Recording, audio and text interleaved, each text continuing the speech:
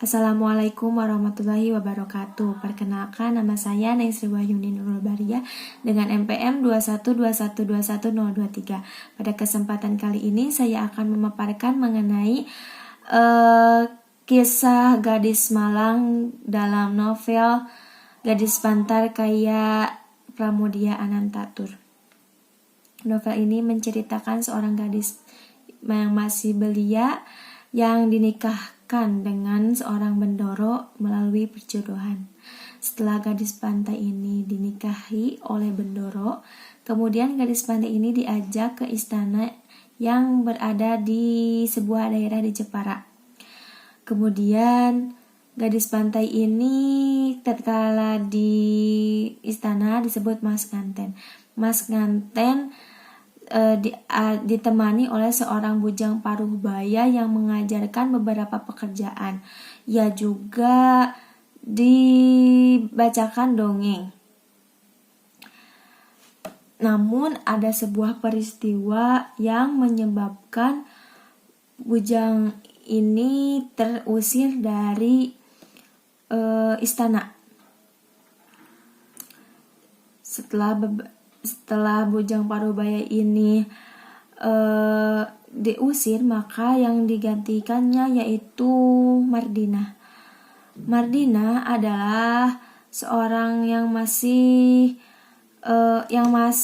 ada hubungan kekerabatan.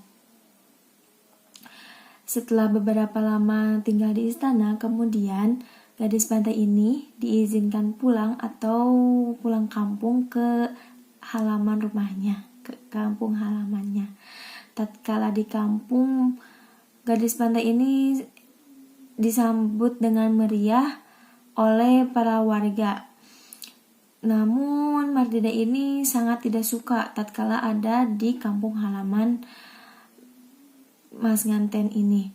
Mereka pun akhirnya pulang. Namun dalam perjalanan pulang, ada yang mencoba membunuh gadis pantai ini. Namun orang itu tangkap. Ternyata orang itu adalah Mardikun. Mardikun merupakan seorang pria asal Demak, sama seperti Mardinah. Warga pinggir pantai curiga kepada Mardinah karena Mardinah merupakan seorang yang berasal dari Demak. Hal tersebut ternyata diusut oleh warga dan terbukti bahwa Mardinah bekerjasama dengan Mardikun untuk membunuh gadis pantai ini. Ternyata apabila Mardinah dapat membunuh gadis pantai ini, Mardinah akan dijadikan istri oleh kerajaan Demak, tepatnya menjadi istri kelima. Namun hal tersebut tidak dapat terjadi karena terbongkarnya kejadian tersebut. Tak lama kemudian gadis pantai hamil dan melahirkan seorang anak perempuan yang cantik. Ketika sudah melahirkan, kemudian sang ayah pergi ke istana untuk menemui anak dan cucunya. Namun tatkala sang ayah tiba di istana, ternyata Bendoro malah menceraikan gadis pantai tersebut dan mengusir gadis pantai dan ayahnya keluar istana. Gadis pantai sangat sedih dan gadis pantai ingin membawa anaknya, namun tidak boleh oleh Bendoro. Tatkala di perjalanan pulang, karena ia tidak boleh membawa anaknya, ketika pulang dia di perjalanan berpikir untuk tidak pulang ke kampung halamannya karena merasa malu kepada warga. Dia berpikir untuk pergi ke Blora untuk menemui bujang paruhbaya yang terusir dari Bendoro.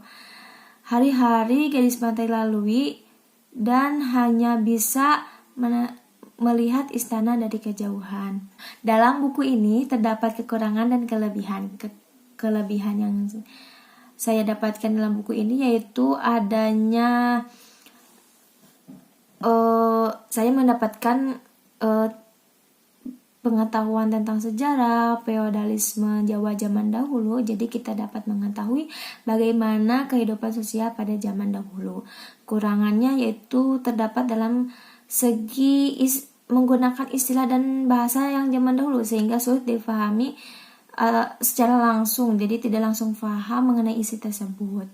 Namun sejauh ini buku Gadis Pantai ini menurut saya sangat cocok untuk dibaca. Novel Gadis Pantai ini termasuk ke dalam angkatan 50 sampai 60-an karena novel ini cerita bersambung antara 1962 sampai 1965. Angkatan ini berarti angkatan 50 sampai 60. Menurut Andre Wicaksono dalam pengkajian prosa fiksi tahun 2017, dengan adanya pergantian situasi dan suasana tanah air dari peperangan ke perdamaian, masa transisi dari penjajahan ke kemerdekaan, maka para sastrawan mulai memikirkan masalah kemasyarakatan yang baru dalam suasana kemerdekaan. Korelasi dalam novel Gadis Pantai ini yaitu dengan angkatan 1950 sampai 60, yaitu bisa dilihat dari karakteristik yaitu menggambarkan kehidupan sehari-hari masyarakat. Novel ini menceritakan bagaimana kehidupan sehari-hari masyarakat pesisir, dimulai dari menyiapkan jala untuk mencari ikan hingga pada tentang perjodohan antara gadis pantai dengan Mendoro. Kesimpulannya, novel Gadis Pantai ini merupakan novel Panandia Anantatur yang menceritakan tentang kehidupan seorang gadis pesisir pantai yang dinikahkan dengan seorang bangsawan.